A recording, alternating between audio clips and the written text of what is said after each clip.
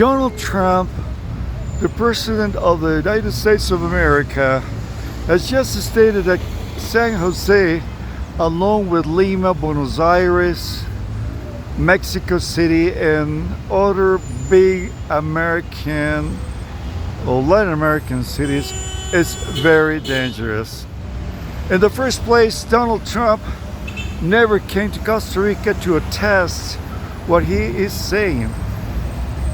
Some people might say that he just hates everything coming from Latin America, or perhaps from white, blonde, stereotype countries that he regards as the most advanced in the world, with the exception of Japan and, of China. But the opposite is true.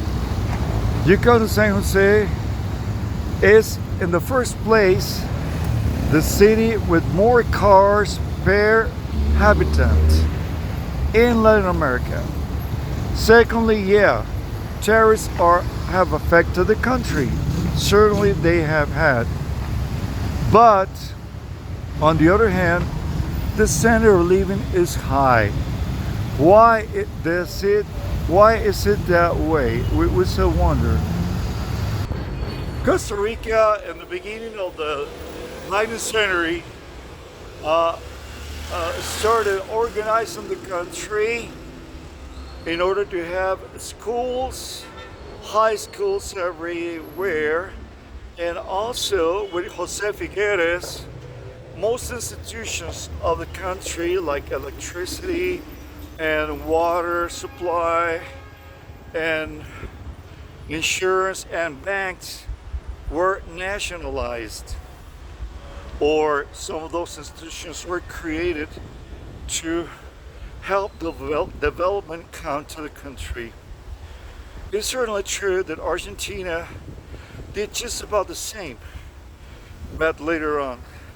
So Costa Rica is a phenomenon in Latin America that has created a high middle class, a good social medical system that even New York Times has attested as one of the best ones during the pandemics, and as well as the education of the people. People are friendly, people are sweet-hearted, and it's not that they're dumb, no, they are schooled. Many have traveled overseas, have obtained degrees or whatever.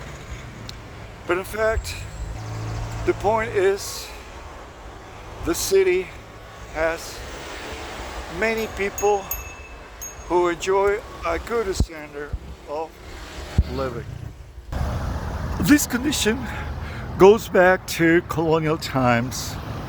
Most of Costa Ricans descend from criollos, which is a large mixture of Spanish and a few of the Indians. So the people are generally speaking Spanish white. And this mentality, starting from the 1800s, helped create a country with no difficulties, or let's say ethnical difficulties, as in other areas. The Spanish are to blame, for the difference in wealth in the different Latin American countries. They even separated the Indians from mestizos and white Spanish, and the Indians constituted most of the population, but not here in Costa Rica. There were a few Indians, or they flew back to the mountains. That doesn't mean that we don't like them. The government now supports them with many programs. It keeps them there with their own ethnical background. But Costa Ricans are mostly Spanish, and they go to school. Costa Ricans are not used to warfare.